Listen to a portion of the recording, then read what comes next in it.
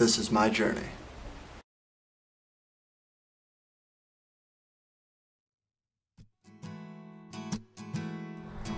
Hello again, my name is Terry, and I'm glad that you came back to join me in our second session. We're talking about healing the hidden wound, and in this session we're going to talk about the first step in the process. That first step is admitting you're hurt. You're never going to get well until you face your feelings straight on. Some have said time heals all wounds. Well, that's another lie.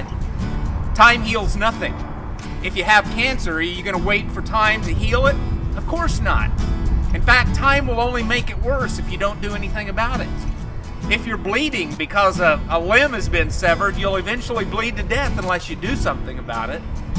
You're not going to get better by time, you're going to get worse. If time healed all wounds, we could just sit in the doctor's office waiting room and never have to worry about how long we've been sitting there because we wouldn't need to see the doctor.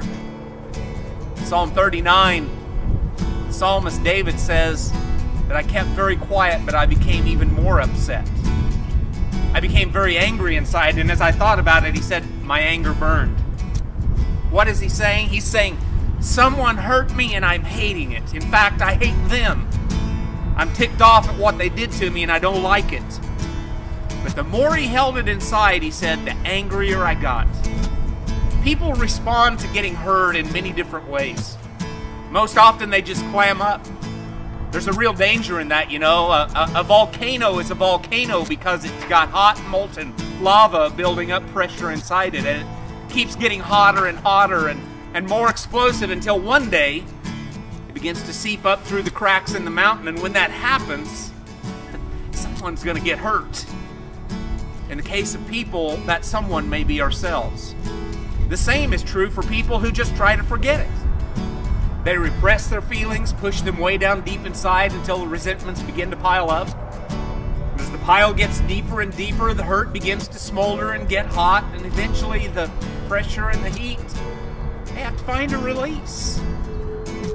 Another way that people respond to getting hurt is by trying to avoid it. Others try to ignore it. They say, oh, it's no big deal.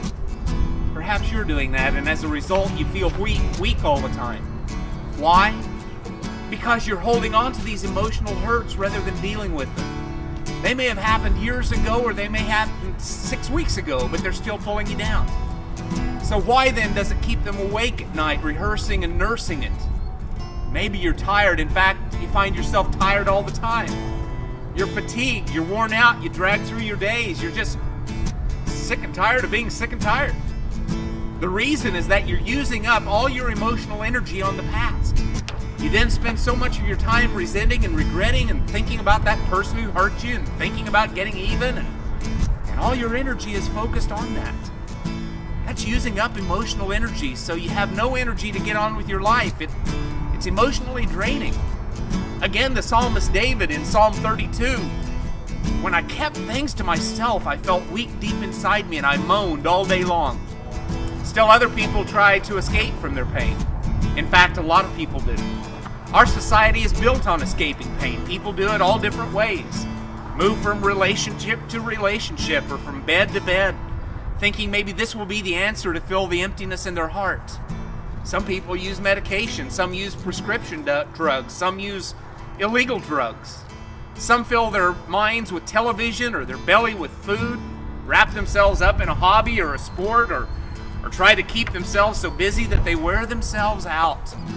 The reason people become workaholics is because they don't want to have to stop and think. When they put their head on their pillow at night, they want to fall right to sleep because they don't want to have to think about the pain that will not go away. Friend, I'm sorry for your pain. But there is, however, an answer.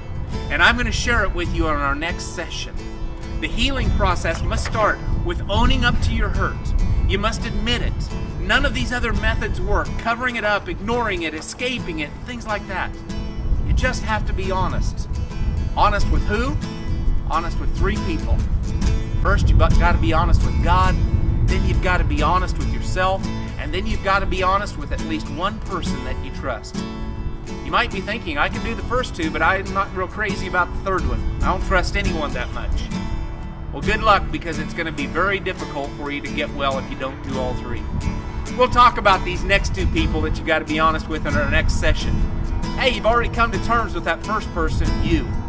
Hope you join me for session 3.